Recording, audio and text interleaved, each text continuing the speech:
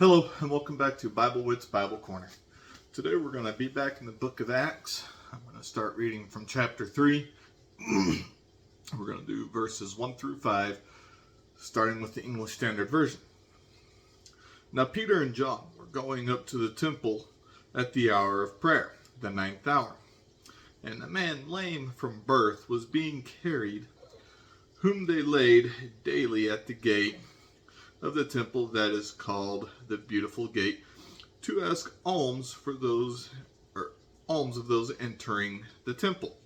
Seeing Peter and John about to go into the temple, he asked to receive alms. And Peter directed his gaze at him, and did John, and said, "Look at us." And he fixed his attention on them, expecting to receive something from them. Okay. New Century Version. One day, Peter and John went up to the temple at 3 o'clock, the time set each day for the afternoon prayer service. There, at the temple gate, called the Beautiful Gate, was a man who had been crippled all his life. Every day he was carried to this gate to beg for money from those people going into the temple.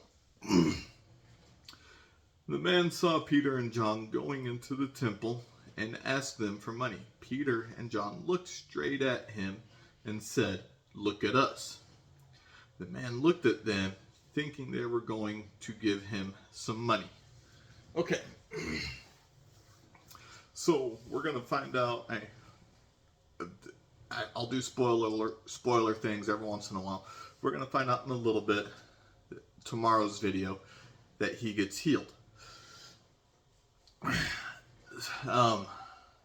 But what I want to talk about here is a daily time set for prayer.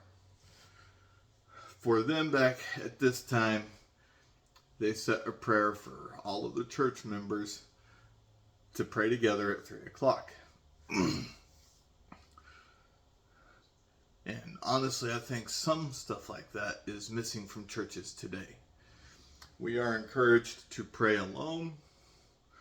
We are encouraged to pray in small groups.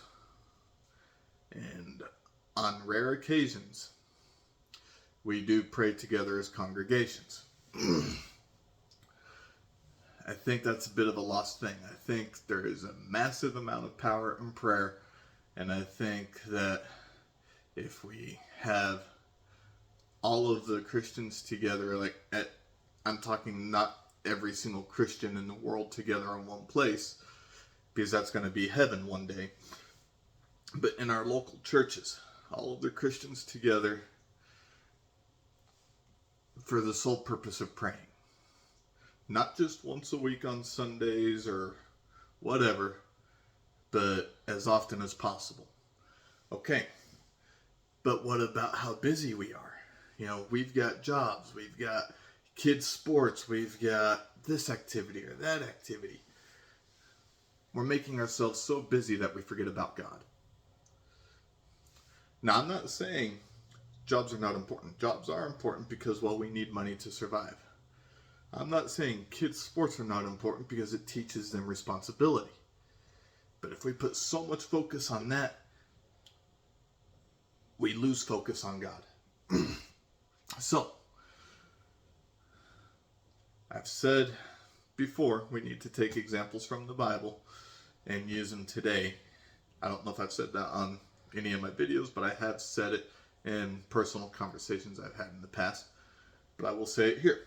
We need to take stuff from the Bible, especially the New Testament, because we're New Testament Christians, and we need to utilize it and use it today.